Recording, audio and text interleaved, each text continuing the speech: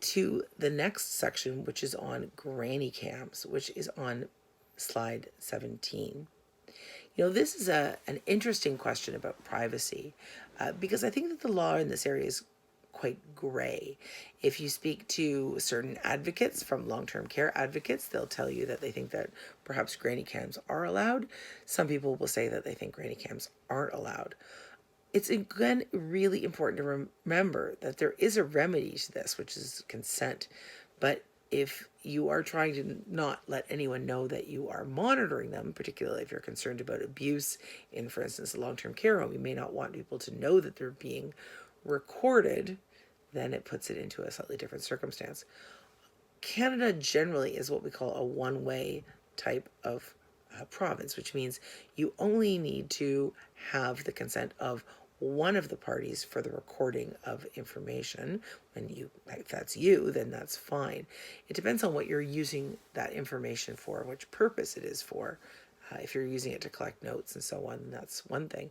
If you're using it to, for instance, submit it to news channels or to prove a point in court, it may be slightly more difficult to have brought in. But we have seen granny cam testimony allowed into courts before. But again, it usually means, hidden cameras, and it typically is referring to things that occur in long-term care, though it could be in your home. So slide number 18 really refers to this concern about granny cams in long-term care homes and trying to undo some of the concerns about institutional abuse, as well as some of the more specific issues that we can see here: physical abuse, sexual abuse, verbal abuse, psychological abuse, spiritual, financial neglect, and discrimination, all of which we've seen very high-profile cases with regards to long-term care. I don't mean to pick on the long-term care industry.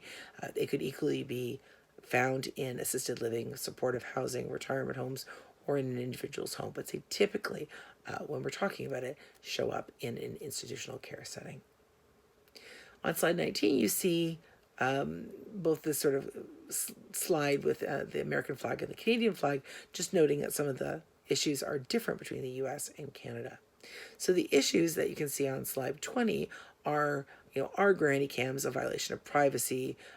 Are you worrying about trading off the sense of privacy with your sense of security?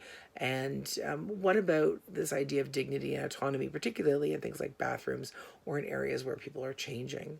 And there's a sense that these kinds of granny cams or other types of institutional surveillance will make places safer. We've certainly seen that in halls where these cameras are set up with regards to falls and falls prevention.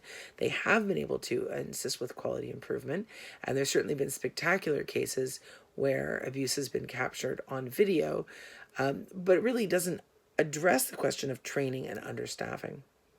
And so we're trying to figure out, if you're going to have surveillance on slide 21, who do you need consent from? Well, ideally you'd have consent from all parties and let people know that surveillance is happening. Now, that may undermine the very reason for its being surveilled. And, I think it's also important to remember, are there other less intrusive alternatives? We're quite used to having our smartphones around, but they can have other alternatives for monitoring, which may be less challenging. Particularly, we see a lot of CCTV that doesn't have audio, and that is quite common, and that can sort of make things a bit more private as well. And there's real questions about who determines whether or not a camera is established. Is it an institutional client itself, like the long-term care facility, or is it the individual party? And typically what we see is, when long-term care facilities are putting them in, it's because they're trying to help against falls prevention and ensure good quality of care and transparency. When individuals are setting them in, it's usually because they're trying to get some kind of surveillance that is protective against abuse, although it could be exploitative just as easily. So in Canada, as we note on slide 22, there's long-term care, of course, is regulated province by province and territory by territory, and there are usually sanctions for non-compliance, as you know, and investigations of abuse. This course doesn't purport to go into the deep details of long-term care, but just to let you know, it's not the same across the country, but it's got sort of similar legislation broadly.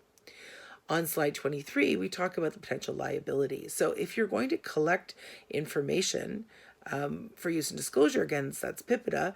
And if you're going to collect the information with the use of it, then you really do need to try to make sure wherever possible a person knows that they're under risk of surveillance.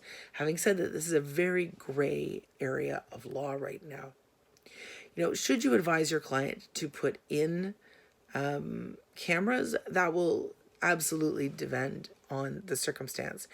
If you are in a shared workplace, so it's somebody's home, like a long-term care facility, but it's also a place where workers are coming in and out, it can raise significant concerns about whether or not they're under surveillance in the workplace, and that can raise challenges in employment.